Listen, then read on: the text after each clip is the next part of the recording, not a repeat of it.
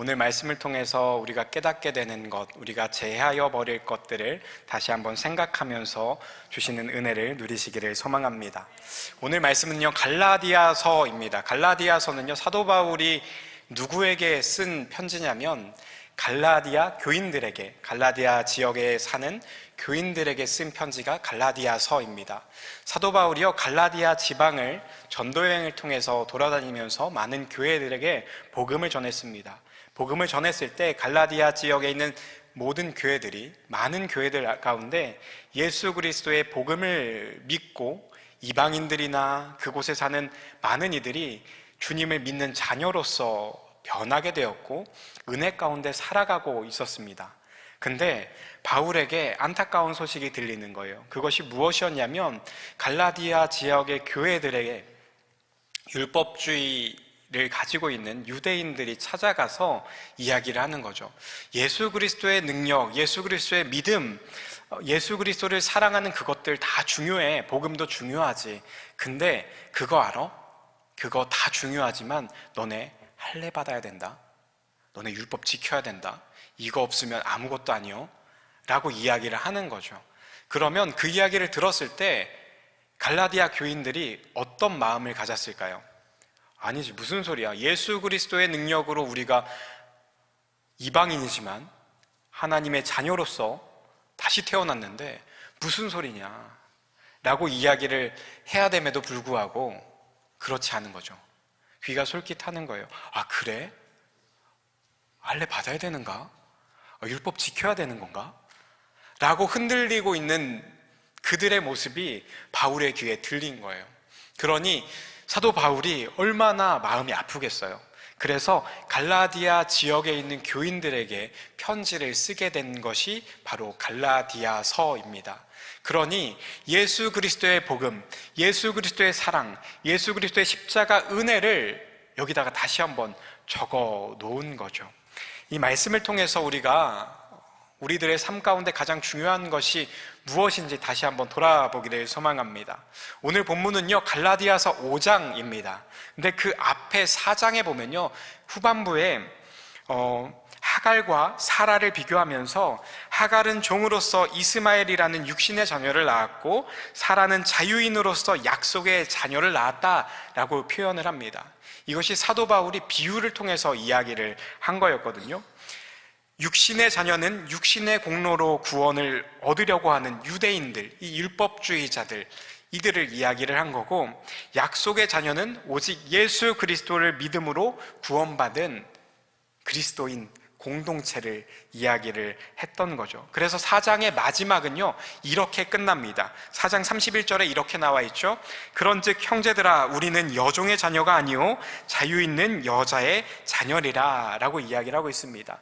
우리는 이제 자유함을 누리게 됐다는 거예요. 율법의 굴레에서 벗어나서 예수 그리스도를 믿는 믿음으로 말미암아 우리가 자유함을 입었다라는 거죠. 이제 율법의 자녀가 아니라 너희는 예수 그리스도의 자녀요 자유로운 종들이라는 것을 다시 한번 이야기를 하고 있는 것입니다. 그리고 1절 말씀에, 오늘 본문 1절 말씀에 바울이 우리에게 하고 싶은 이야기를 결론에 내듯 이렇게 이야기합니다. 1절 말씀입니다.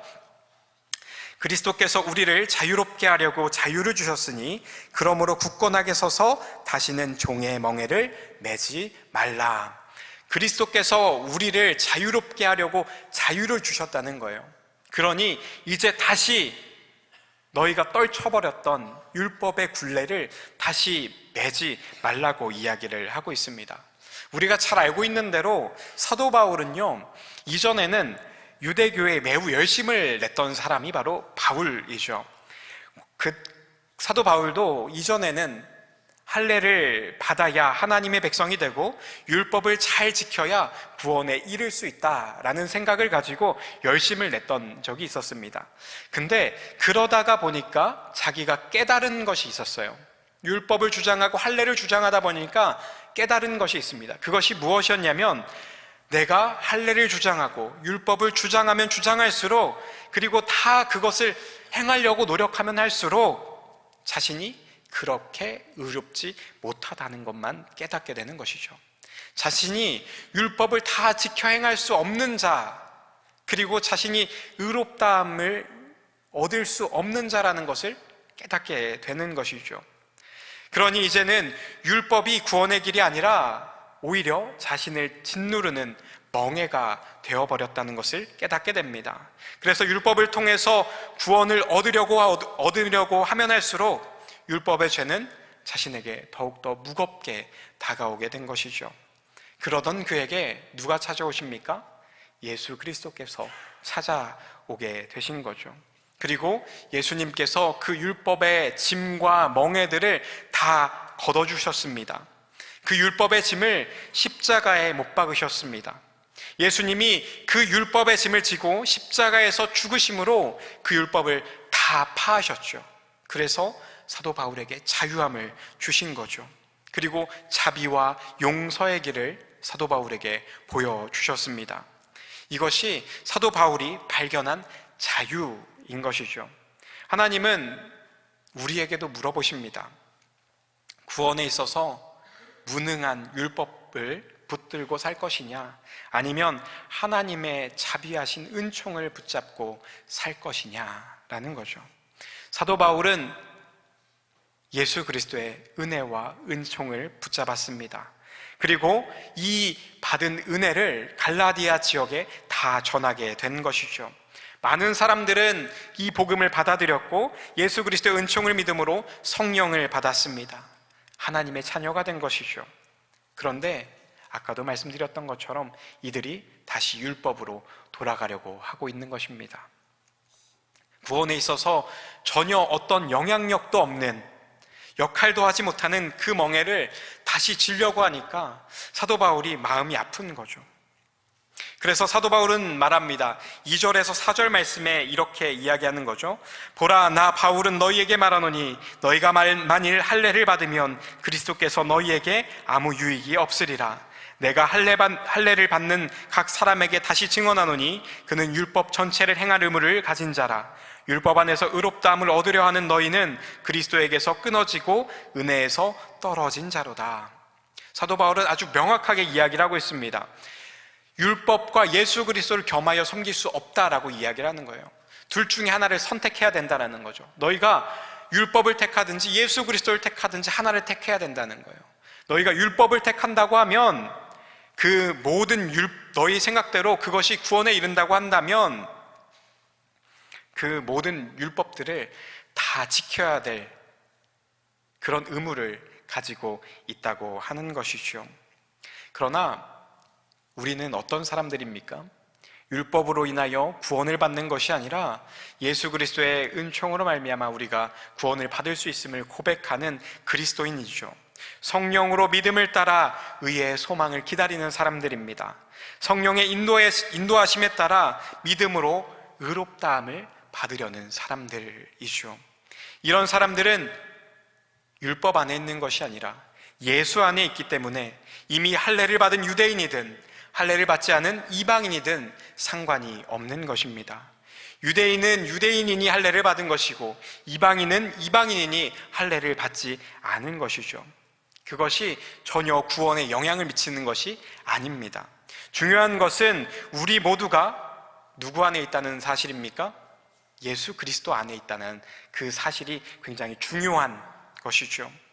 그리스도 안에 있는 자들은 할례인이나 무할례인이나 유대인이나 이방인이나 믿음으로써 의롭다 하심을 받은 하나님의 자녀인 것입니다. 그래서 우리에게 중요한 것은 사랑으로서 역사하는 믿음뿐입니다.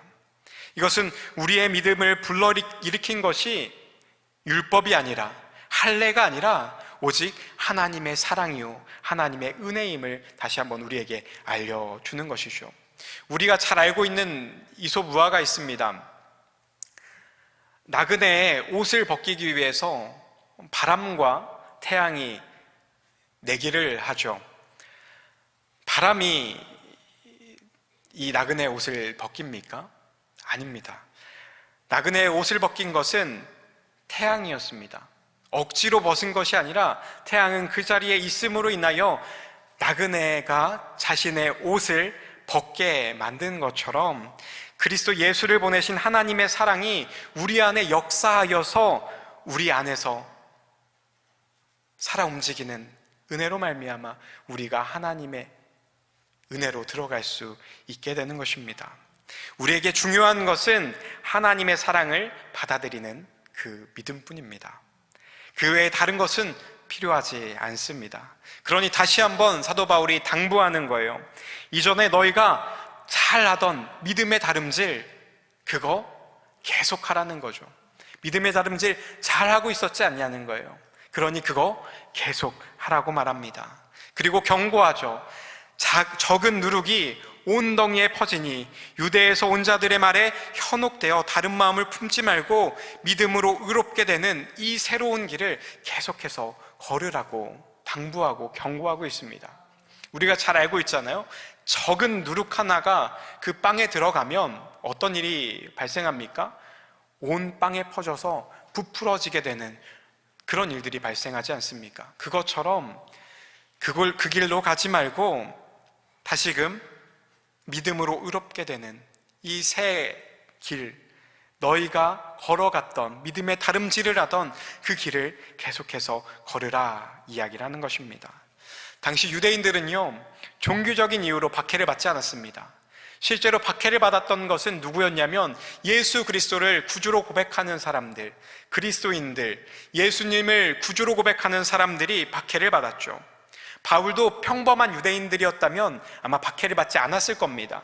하지만 사도 바울이 할례와 율법 대신에 예수 그리스도의 의를 전했다는 그 이유로 사도 바울은 박해를 받게 되었고, 그들의 고발로 인해서 이방인들 사이에서도 박해를 당하게 되었습니다. 그럼에도 불구하고 사도 바울은 이 복음을 전하는 것을 멈추지 않았습니다. 왜 그렇게 박해를 받으면서도 그리스도의 의를 전했을까요? 왜 그랬을까요? 그것은 박해를 받아도, 내가 비록 박해를 당하더라도 반드시 전해야 되는 진리이기 때문입니다. 내가 박해를 당한다고 해서 진리가 변하지 않는 것처럼, 세상이 변한다고 해서 진리가 변하지 않는 것처럼 사도 바울이 받은 그 은혜로 말미암아 이것이 변화되지 않으니, 변하지 않는 진리니 나의 목에 칼이 들어온다 하더라도, 나를 채찍으로 친다 하더라도, 감옥에 가둔다 하더라도, 돌로 던진다고 하더라도 내가 그것을 전할 수밖에 없게 되는 것이지요. 그러니 권면합니다. 그러니 너희도 이 진리에 굳건히 서라 라고 권면하고 있는 거죠. 그러면서 그들이 분명한 입장을 취할 것을 독려하고 있습니다. 12절 말씀입니다. 12절 말씀에 이렇게 독려합니다. 너희를 어지럽게 하는 자들은 스스로 베어버리기를 원하노라. 너희를 어지럽게 하는 자들을 스스로 베어버리라 라고 이야기합니다. 어떻게 하라고요? 베어버리라는 겁니다. 이게 어떤 겁니까? 율법주의자들을 칼로 베버리라는 거예요? 죽이라는 겁니까? 어떻게 보면 요거는 언어 유희입니다. 율법주의자들이 지금 주장하는 것이 무엇이에요? 할례요, 율법입니다. 할례는요, 남성의 성기의 표피를 베어버리는 것입니다. 여기서 베어버린다라는 말의 뜻을 해석하면 거세해버린다, 그런 뜻을 가지고 있습니다.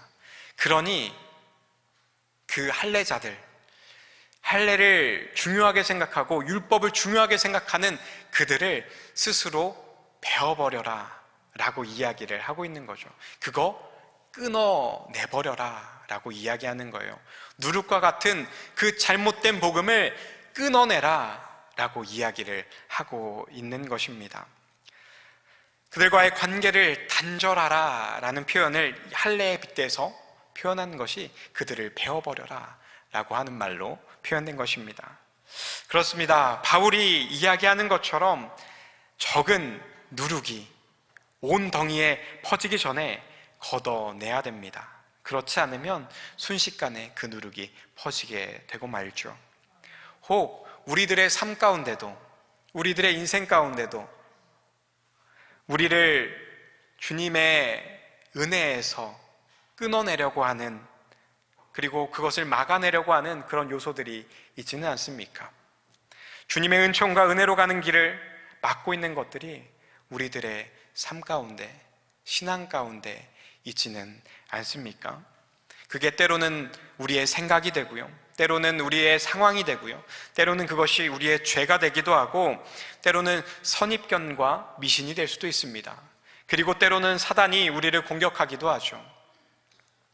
하지만 그것들을 다 잘라내라고 이야기를 합니다. 때로는 우리의 감정에 빠져서, 또한 자기 연민에 빠져 있는 경우들로 예수 그리스도로 가는 길이 막히기도 하죠. 그것들을 다 잘라내버리라고 사도 바울은 이야기를 하고 있습니다. 만일 주님을 의지하는 마음을 방해하는 것들이 내 삶에서 발견이 된다면 그것들이 나의 삶 전체에 퍼뜨려지기 전에 우리는 그것을 잘라내야 되는 것이죠. 우리의 신앙의 생활들을 한번 돌이켜보기를 소망합니다.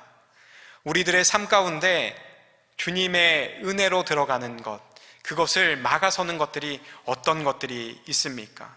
때로는 우리가 우리의 의를 드러낸다고 하는 금식기도, 때로는 중보기도, 때로는 이웃을 향한 봉사, 절제, 이런 것들 또한 우리가 주님께로 가는 길을 막고 있다면, 그것이 나를 드러내는 것이 된다면, 주님으로 가는 은혜를 막아선다면 우리는 그것들을 절제하고 잘라내 가야 되는 것이지요.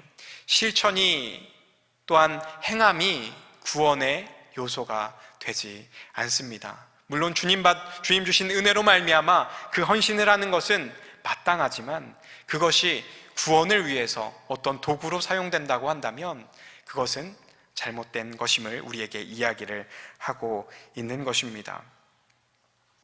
바라기는 우리가 사도 바울이 갈라디아 교회들에게, 성도들에게 권면하고 이야기하는 것처럼 우리들의 삶을 한번 돌아보고 우리들의 믿음 가운데 이러한 것들은 없는지 다시 한번 돌아보고 결단하고 우리가 절제함으로 온전히 주님께로 나아가는 은혜의 성도님들 되시기를 소망합니다. 우리의 구원 되시는 구주를 의지하고 주님으로부터 나오는 믿음, 은혜를 강구하며 나아가시는 저와 여러분 되시기를 주님의 이름으로 축복드립니다.